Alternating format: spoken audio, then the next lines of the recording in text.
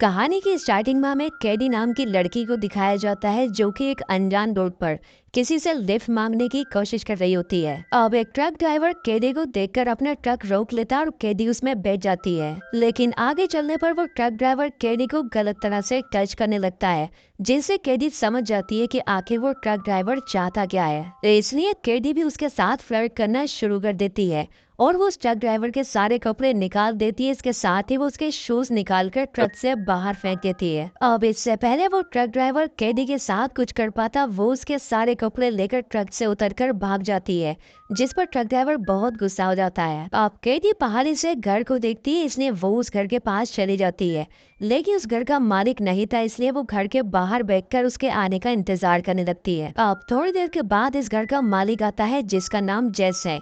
जेस कैडी से पूछता है कि आखिर तुम कौन हो और यहाँ पर क्यों आई हो, पर कैडी उसके साथ फ्लर्ट करने लगती है, जिस पर जेस को बिल्कुल भी अच्छा नहीं लगता और वो उसे यहाँ से जाने के लिए बोलता है। अब जेस अपनी गाय का दूध निकालने के लिए बैठ जाता है, लेकिन कैडी यहाँ से नहीं जाती है, बल्कि वो उसके पास आकर उसकी गाय का कच्चा दूध पीने लगती है। कैदी जैसे उसकी फैमिली के बारे में पूछने लगती है, तब जेस उसको बताता है कि 15 साल पहले उसकी वाइफ उसको छोड़कर जा चुकी है और वो अपने साथ उसकी दोनों बेटियों को भी ले गई है। तो इसके बाद कैदी अपना सामान लेकर घर के अंदर जाने लगती है और वो जेस से कुछ ऐसा कहती है, जिससे उसे पता चल जाता है कि कैदी उसी की बेटी है। रात को ये दोनों ही एक साथ बैठकर डिनर कर रहे होते हैं, तब जेस कैदी से उसकी माँ के बारे में पूछता है।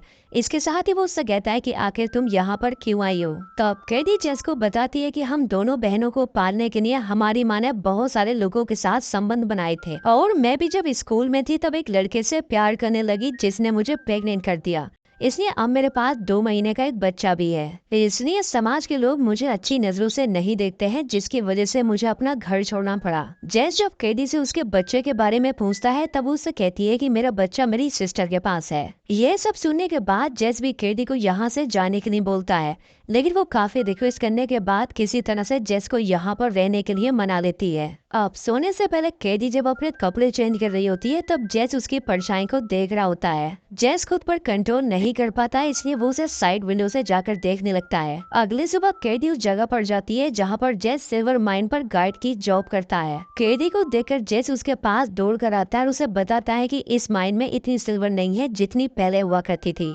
इसलिए इस माइन में खुदाई का काम बंद कर दिया गया है। लेकिन कैदी उससे कहती है कि इस माइन में इतनी सिल्वर जरूर निकल आएगी जिससे हम दोनों अमीर बन सकते हैं, पर जेस उसे ऐसा करने से मना कर देता है, क्योंकि ऐसा करना चोरी करने के बराबर होगा। लेकिन कैदी जेस को बताती है कि इस माइन से सिल्वर निकालने में कुछ गलत नहीं है, क्योंकि इस माइन का जो मालिक है, जिसका नाम गैलेक्सी है, उसी के बेटे ने मुझे प्रेग्नेंट किया है, पर जब मैंने उससे शादी के लिए कहा तब उसने मुझसे मना कर दिया, इसलिए इस माइन पर जितना उसका हक है उतना ही मेरे बच्चे का भी है और अपने बच्चे के लिए मैं किसी भी हद तक जा सकती हूँ। लेकिन जेस चोरी करना नहीं चाहता था, इसलिए वो कैदी को हाथ से खींचकर यहाँ से ले जाता है। फिर इसके बाद वो कैदी को एक चर्च में लेकर जाता है, जहाँ पर फादर के थ्रू कैदी की कहानी सभी लोगों को सुनाई जाती है। लेकिन ये बात कैदी को अच्छी नहीं लगती है, इसलिए वो यहाँ से उठकर भाग जाती है। अब जेस उसे रोकने के लिए उसके पीछे जाता है, लेकिन जब तक वो उसे रोक पाता कैदी यहाँ से जा चुकी थी। फिर इसके बाद वो घर जाकर देखता है, लेकिन कैदी घर पर भी नहीं होती है। अगले सुबह जेस कैदी के घर आने का इंतजार कर रहा होता है, तब वो देखता है कि कैदी को एक लड़का अपनी कार से घर छोड़ने के लिए आया है, तो इसलिए वो कैदी से उस लड़के के बारे में पूछने लगता है। तब कैदी उसे बताती है कि वो मेरी फ्रेंड का भाई है। कैदी चर्च वाली बात को लेकर जेस से नाराज होती है, इसलिए वो कैदी को मनाने के लिए उसके रूम में आता है और वो कैदी से कहता है कि वो आगे से ऐसा कुछ नहीं करेगा जो उसे अच्छा नहीं लगता है। इसके साथ ही वो कैदी से कहता है कि वो जब तक चाहे तब तक यहाँ पर रुक सकती है, लेकिन फिर भी वो नहीं मानती है। तब जेस उससे कहता है कि वो कल से माइन में खुदाई करेंगे। ये सुनकर कैदी खुश हो जाती है और उसे गले लगा लेती है। ये दोनों ही एक दूसरे के करीब आने वाले थे, लेकिन जेस खुद पर कंट्रोल कर लेता है और यहाँ से चला जाता है। अगले दिन ये दोनों ही एक साथ मिलकर माइन में खुदाई करने लगते हैं, लेकिन मेहनत करने के बाद भी इन दोनों को सिल्वर नहीं मिल पाती है, इसलिए दोनों ही थक कर घर आ जाते हैं। जेस कैदी से कहता है कि मैंने तुम्हारा पानी गर्म कर दिया, इसलिए तुम नहाने जा सकती हो, पर कैदी जेस के सामने ही अपने सारे कपड़े उतार देती है और पानी के अंदर चली जाती है। तो इसके बाद वो उससे अपनी मसाज करने के लिए कहती है, जिस पर जेस उसकी मसाज करने लगता है, लेकिन वो उससे कहता है कि ये सब करना मुझे ठीक नहीं लग रहा है क्योंकि तुम मेरी बेटी हो। पर कैदी उससे कहती है कि इससे पहले मैं एक औरत भी हूँ। लेकिन फिर भी जेस यहाँ से चला जाता है, जिस पर कैदी को अच्छा नहीं लगता है। अगले दिन ये दोनों फिर से माइन में खुदाई करने लगते हैं और इस बार इन्हें बहुत सारी चांदी मिल जाती है। लेकिन माइन में खुदाई करते समय इनको एक आदमी देख लेता है। इसके बाद ये दोनों ही चांदी बेचने के लिए मार्केट में जाते हैं। यहाँ पर कैरी जेस से कहती है कि जब तक तुम चांदी बेच कर आओगे मैं कुछ शॉपिंग कर लेती हूँ, तो इसलिए वो एक शॉप में चली जाती है। लेकिन जेस जब चांदी बेच कर आता है तब कैदी उसे वहाँ पर नहीं मिलती है, इसलिए वो शॉप की ओनर से कैदी के बारे में पूछने लगता है। तब शॉप की ओनर उसे बताती है कि वो सामने वाले पब में गई है। तब जेस भी वहाँ पर चला जाता है। वो कैदी को एक आदमी के साथ डांस करता हुआ देखता है, पर थोड़ी देर के बाद कैदी उस आदमी के साथ जाने लगती है, जिस पर जेस उसे ऐसा करने से मना करता है और उससे कहता है कि तुम जैसा कहोगी मैं तुम्हारे साथ वैसा ही करूंगा। ये सुनकर कैदी खुश हो जाती है। लेकिन पब में कुछ आदमी जेस के ऊपर हमला कर देते हैं, इसलिए जेस को बचाने के लिए कैदी भी उसकी लड़ाई में कूद जाती है, जिसकी वजह से उनके ऊपर पुलिस केस हो जाता है और उन्हें कोर्ट में लाया जाता है।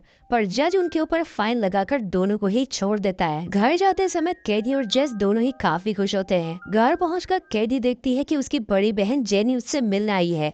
वो अपनी बहन को देखकर बहुत खुश होती है।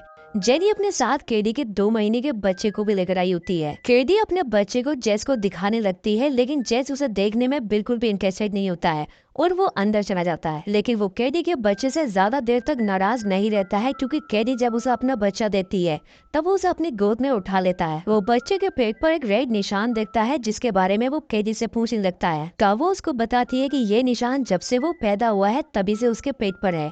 इसका मतलब ये था कि वो उसका बर्थ मार्क है। तभी जेनी कैदी को बताती है कि इस बच्चे का पिता, जिसका नाम बाश है, वो उससे शादी करना चाहता है और उससे कल मिलने आने वाला है। ये सुनकर जेस उदास हो जाता है। अगले दिन बाश कैदी से मिलने के लिए आ जाता है, लेकिन पहले तो कैदी उससे नाराज होने का नाटक करती है, लेकिन बाद में मान जाती है। वो जेस से भी माफी मांगता है और उसकी बेटी से शादी करने के लिए कहता है, इसलिए जेस भी मान जाता है। रात में जब ये सब लोग बैठकर बात कर रहे होते हैं तब जेस को अपनी ओर एक ट्रक आता हुआ दिखाई देता है, इसलिए वो बंदूक लेकर बाहर चला जाता है। ट्रक के अंदर से एक आदमी उतरता है जिसका नाम मोक है। दरअसल मोक वही आदमी है जो जेस की वाइफ को भगा कर ले गया है, लेकिन अब वो उसकी वाइफ को अपने साथ लेकर आया है क्योंकि उसकी वाइफ का आखिरी समय चल रहा है और वो अपनी फैमिली के बीच मरना चाहती है। रात में मोक जब जेस की वाइफ से मिलने के लिए उसके रूम में जाता है तब वो उसके ऊपर हमला कर देती है, जिस पर मोक भी उसके ऊपर हमला करता है और वो उस हमले में मारी जाती है। सभी को यही लगता है कि उसने सुसाइड किया है, इसलिए अगले दिन उसका फ्यूनरल दिखाया जाता है। लेकिन जेस नोटिस करता है कि यहाँ पर सभी लोग हैं, लेकिन मोक यहाँ से गायब है। वो समझ जाता है कि वो जरूर सिल्वर माइन में खुदाई करने के लिए गया हुआ है, इसलिए वो भी उसके पीछे चला जाता है। यहाँ पर वो देखता है कि मोक माइन में खुदाई कर रहा है, इसलिए वो उसके ऊपर गन पॉइंट कर लेता है। लेकिन तभी वो नोटिस करता है कि जैसा निशान कैदी के बच्चे के पेट पर है वैसा ही निशान मोक के पेट पर भी है। ये देखकर वो समझ जाता है कि कैदी ने उससे झूठ बोला है। उसके बच्चे का पिता बाश नहीं बल्कि मोक है, इसलिए वो उसके गोली मार देता है। लेकिन मरने से पहले मोक उसको बताता है कि कैदी तुम्हारी नहीं बल्कि मेरी बेटी है और हमारी फैमिली में जो भी लड़का पैदा होता है उसके पेट पर ऐसा ही निशान होता है। मोक के मरने के बाद जेस बाश की फैमिली से मिलने के लिए उसके घर पर जाता है और वो उसकी फैमिली को बताता है कि कैदी का बच्चा बाश का नहीं बल्कि मोक का है। दरअसल जेस नहीं चाहता था कि कैदी बाश से शादी करे क्योंकि वो उसे पसंद करने लगा था। अगले दिन कैदी शादी के लिए बाश के आने का इंतजार रही थी, लेकिन काफी इंतजार करने के बाद भी बाश यहाँ पर नहीं आता है। अब जेस कैदी को लेकर माइन में जाने लगता है, लेकिन तभी कैदी का पैर फिसलता है, वो गिर जाती है और पहली बार ये दोनों ही एक दूसरे के करीब आते हैं। लेकिन ऐसा करते हुए इनको एक आदमी देख लेता है। अगले दिन दोनों को ही कोर्ट रूम में दिखाया जाता है क्योंकि एक बाप बेटी के बीच में ऐसा रिलेशन लीगल नहीं माना जाता है। जेस कैदी को बचाने के लिए जज से कहता है कि मैंने ही कैदी के साथ जबरदस्ती की थी। अब जज उसको सजा सुनाने ही वाला था, लेकिन तभी कैदी से रहा नहीं जाता है और वो जज से कहती है कि हमारे बीच जो भी कुछ हुआ है वो हमारी मर्जी से हुआ है। तभी वो जज से कहता है कि कैदी मेरी बेटी नहीं है और इस बात को साबित करने के लिए वो कैदी के बेटे के पेट पर बने बर्थ मार्क को दिखाता है, क्योंकि ऐसा ही बर्थ मार्क मोक के भाई के पेट पर भी बना हुआ था। बर्थ मार्क को देखकर जज को यकीन हो जाता है कि कैदी जज की बेटी नहीं है, इसलिए उसको छोड़ दिया जाता है। कोर्ट से बाहर कैदी को बाश मिलता है और वो उसको बताता है कि जज ने ही उसके घर आकर ये बताया था कि ये बच्चा मेरा नहीं बल्कि मोक का है। इसलिए कैदी अपने पिता के पास आकर उससे कहती है कि मुझे अपने बच्चे के अच्छे फ्यूचर के लिए बास के ही साथ जाना होगा। इसके लिए जज भी मान जाता है और कैडी बाज के साथ अपने बच्चे को लेकर यहाँ से चली जाती है और इसी सीन के साथ मूवी का एंड हो जाता है। दोस्तों, अगर वीडियो पसंद आया है तो वीडियो को लाइक और चैनल को सब्सक्राइब जरूर करें। तो मैं आपसे मिलता हूँ किसी नेक्स्ट वीडियो में।